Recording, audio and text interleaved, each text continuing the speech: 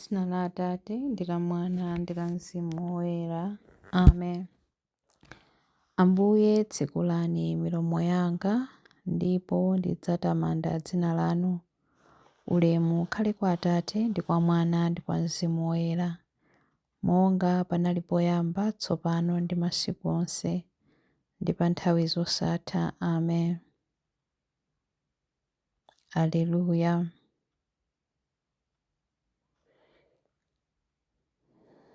M'busa wachikondi wa nkhosa, sungani ndi kuteteza nkhosa zanu, poti palibe chingagonjetse mphamvu zanu.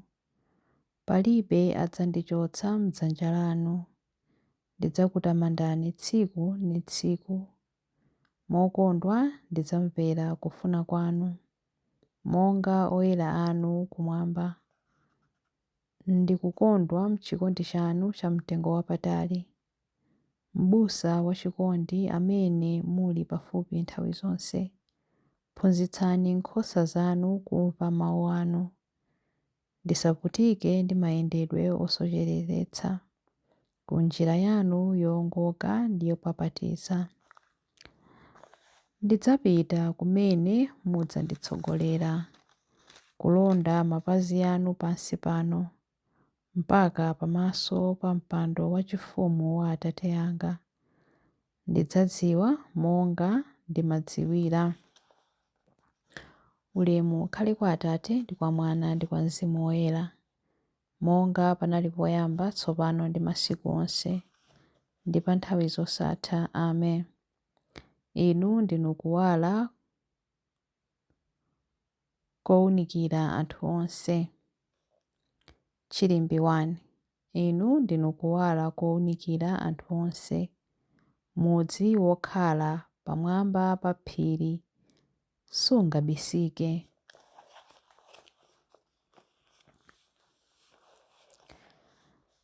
Ndikulirira kwa inu ndi mtima wanga wonse, mundiyankhe inu chauta. Ndidzatsata malamulo anu. Ndikukulilirani mundipulumutse kuti ndizitsata malamulo anu. Ndimadzuka tambala asanalire kuti ndipemphe chithandizo. Ndimakhulupirira mawu anu, ndimakhala maso usiku wonse, ndikusinkhasinkha za malonjezo anu. Imvani liwu langa chifukwa cha chikondi chanu chosasinthika. Inu chauta sungani moyo wanga. Chifukwa cha chilungamo chanu anthu ankhanza ondizunza akundiyandikira. Iwo ali kutali ndi malamulo anu. Koma inu chauta muli pafupi, ndipo malamulo anu onse ndi woona. Powerenga malamulo anu ndidzadziwa kale lomwe kuti inu mudawakhazikitsa mpaka muyaya. Ulemu ukhale kwa Atate ndi kwa Mwana ndi kwa Mzimu Woyera, monga panali poyamba tsopano ndi masiku onse ndi pa nthawi zosatha. Amen. Inu ndinu kuwala kowunikira anthu onse, mudzi wokhala pamwamba pa phiri sungabisike. Chilimbi 2. Inuyo muzionetsa kuwala kwanu pamaso pa anthu, kuti ataona ntchito zanu zabwino azilemekeza Atate anu akumwamba.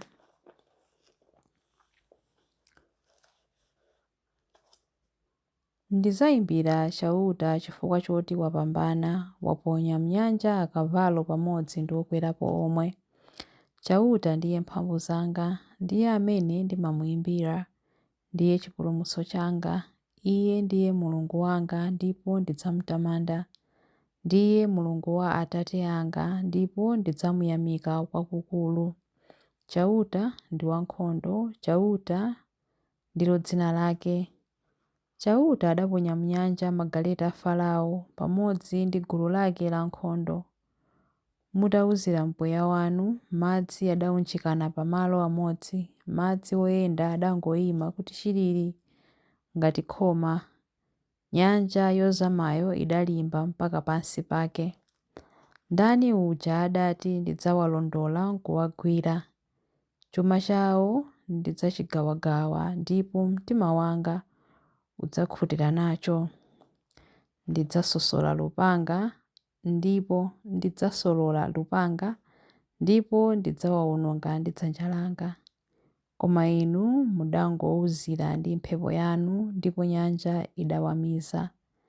Adangoyimira ngati chitsulo mpaka pansi pamadzi. Inu chauta, kodi pali mulungu wina wofanana nanu? Ndani amafanana ndi inu, amene muli aulemu chifukwa cha ungwiro wanu? Ndani amafanafana nanu, inu amene muli woopsa chifukwa cha ntchito zanu zaulemu ndi zodabwitsa? Mudatambalitsa dzanja lanu lamanja ndipo nthaka idawameza. Koma anthu amene mudawawombola mudawatsogolera ndi chikondi chanu chosasinthika. Mudawatsogolera ku malo anu oyera ndi mphamvu zanu. Mudzawalowesa ndi kuwakhazika pa phiri lanu, pamalo amene inu chauta mudawapanga kuti akhale anu, nyumba yopembedzera imene inu mudayimanga. Chauta adzakhala mfumu mpaka muyaya. Ulemu ukhale kwa Atate ndi kwa Mwana ndi kwa Mzimu Woyera, monga panali poyamba, tsopano ndi masiku onse, ndi pa nthawi zosatha. Amen. Inuyo muzionetsa kuwala kwanu pamaso pa anthu, kuti ataona ntchito zanu zabwino azilemekeza Atate anu akumwamba. Chilimbi 3. Liwu la Mulungu lili ndi moyo, limabaya mtima, limabaya kuposa mkondo wakuthwa mbali zonse.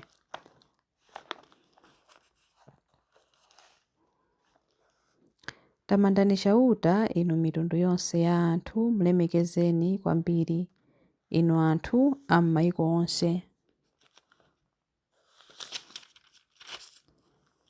Pakuti chikondi chake kwa ife n'chachikulu, kukhulupirika kwa chauta n'kwamuyaya.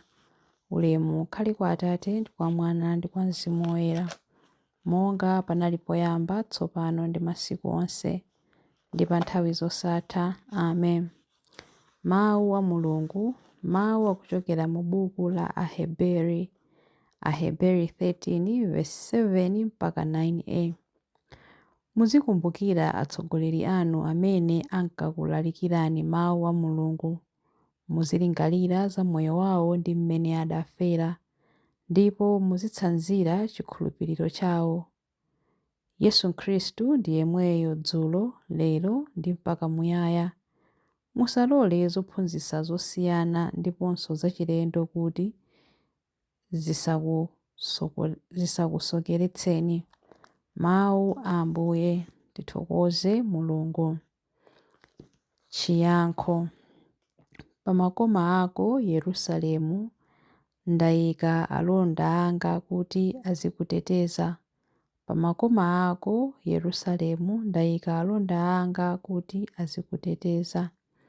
Usana kapena usiku sadzasiya kulalika dzina la Ambuye. Ndayika alonda anga kuti azikuteteza. Ulemu ukhale kwa Atate ndi kwa Mwana ndi kwa Mzimu Woyera. Pa makoma ako Yerusalemu ndayika alonda anga kuti azikuteteza. Chilimbi cha nyimbo ya Zakariya.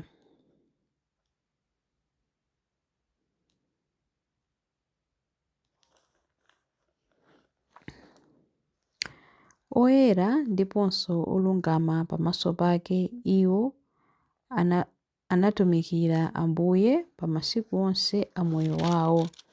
Oyera ndiponso olungama pamaso pake, iwo anatumikira Ambuye pa masiku onse a moyo wawo. Adalitsike Ambuye Mulungu wa Israeli, wadzayendera anthu ake ndi kuwawombola.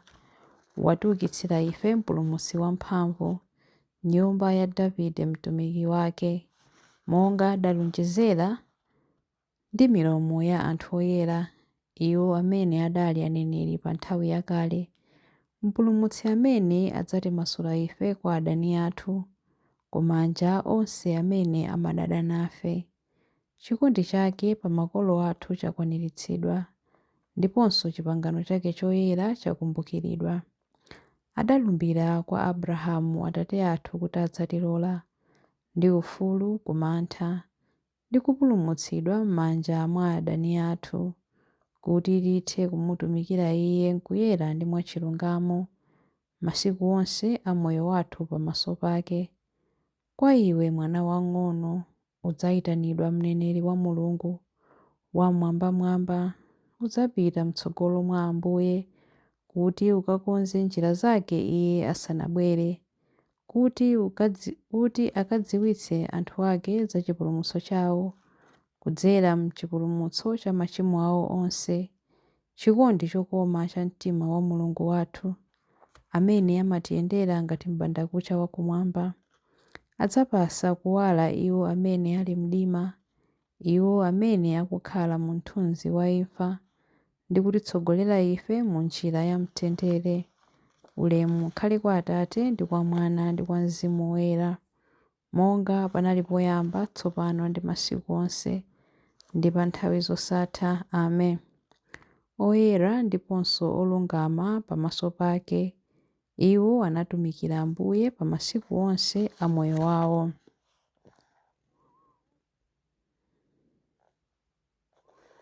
Mapemphero.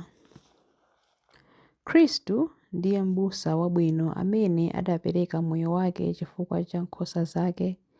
Tiyeni timutamande ndi kumuthokoza pamene tikupemphera. Dyetsani anthu anu Ambuye. Khristu mudafuna kutionetsa chikondi chanu kudzera mwa abusa anu oyera. Lolani chifundo chanu chitifikire kudzera mwa iwo nthawi zonse. Dyetsani anthu anu Ambuye kudzera mwa atumiki anu, mukupitirizabe ntchito ya ubusa wa mizimu. Titsogolereni nthawi zonse kudzera mwa atsogoleri athu. Dyetsani anthu anu Ambuye kudzera mwa oyera anu, atsogoleri a anthu anu, mudali sing'anga wa matupi ndi mizimu yathu. Pitirizani kukwaniritsa utumiki wanu wa moyo ndi kuyera mwa ife. Dyetsani anthu anu Ambuye, mudaphunzitsa msambi wanu kudzera mnzeru ndi chikondi cha oyera anu. Tiloleni tipitirize kukhala mkuyera pansi pa utsogoleri wa abusa athu. Dyetsani anthu anu Ambuye. Dyetsani anthu anu Ambuye pamene tikupemphera kuti: Atate athu muli kumwamba, dzina lanu liyeretsedwe, ufumu wanu udze, kufuna kwanu kuchitidwe monga kumwamba choncho pansi pano. Mutipatse ife lero chakudya chathu cha lero. Mutikhululukire ife zochimwa zathu, monga ifenso takhululukira adani athu. Musatisiye ife m'chinyengo, koma mutipulumutse ife kwa zoyipa. Amen. Pemphero. Inu Mulungu amene mudawunikira anthu akuvuma ku Ulaya kudzera mwa Sirilo ndi m'bale wake Methodiyo oyera, tikupemphani kuti mitima yathu imvetsetse chiphunzitso chanu ndi kutifikitsa pake penipeni mu ungwiro, ngati anthu ogwirizana m'chikhulupiriro ndiponso kumvera koona. Mwa Yesu Khristu Ambuye ndi Mulungu wathu, amene ali ndi moyo ndi ufumu limodzi nanu ndi Mzimu Woyera, Mulungu tsopano ndi pa nthawi zosatha. Amen. Ambuye atidalitse, atiteteze ife ku zoyipa zonse ndi kutifikitsa ku moyo wosatha. Amen. Dzina la Atate ndi la Mwana ndi la Mzimu Woyera.